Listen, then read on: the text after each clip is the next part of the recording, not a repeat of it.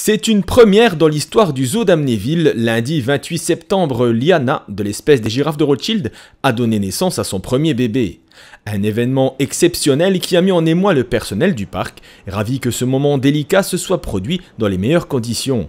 Nous, en 33 ans d'existence, on n'a jamais eu une naissance de girafe. Alors dans un premier temps parce qu'on n'avait pas de couple, avant on n'avait que des groupes de mâles. Mais depuis quelques années maintenant, on accueille justement un mâle et deux femelles. Et ce mâle et ces deux femelles n'avaient encore jamais reproduit. Et donc là, de toute façon c'est long et c'est un petit peu compliqué à mettre en route. Donc là on est vraiment ravis d'être arrivé jusqu'au bout. Parce que c'est beaucoup de temps, beaucoup d'investissement, beaucoup de soins et surtout beaucoup de passion, on va dire. Donc ça faisait un petit moment qu'on l'attendait, hein, on le savait, ça faisait 15 mois qu'on l'attendait. Ça a mis un petit peu de temps. Ça a mis 2 heures à peu près pour qu'elle mette au monde son bébé, depuis le moment où elle a commencé à mettre bas jusqu'à vraiment la tombée du bébé.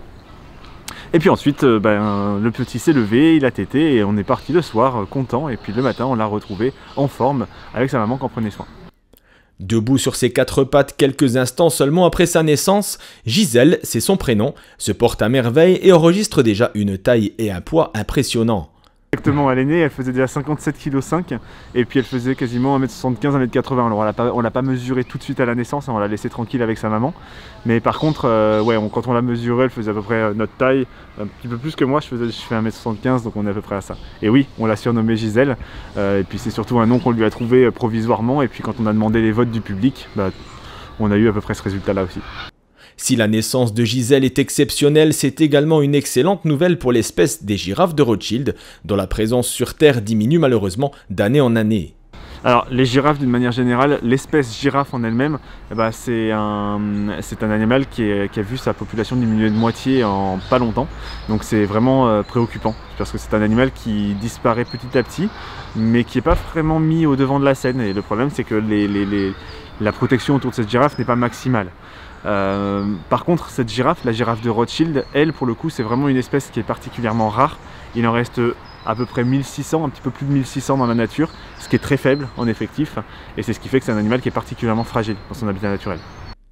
Même si pour l'heure rien n'est établi, il n'est pas à exclure que Gisèle rejoigne plus tard un autre parc, dans le cadre d'échanges visant à favoriser la reproduction de son espèce. Pour l'instant, la réflexion, elle n'est pas aboutie. On s'est d'abord nous focaliser sur avoir le bébé, ensuite on verra les choses. Mais par contre, c'est vrai que dans l'ordre des choses en général, les petits qui naissent dans un parc ne restent pas dans ce parc-là. Ils vont partir dans un autre parc, tout simplement parce qu'on a des échanges très précis entre les parcs zoologiques pour maximiser la reproduction tout en minimisant la consanguinité. Et donc le but, c'est qu'elle puisse à nouveau se reproduire dans un autre parc, puisque le but vraiment, c'est d'avoir une population européenne qui est représentative, on va dire, génétiquement, et faire en sorte qu'on puisse avoir de la reproduction pour en réintroduire si jamais le milieu vraiment commence à en manquer.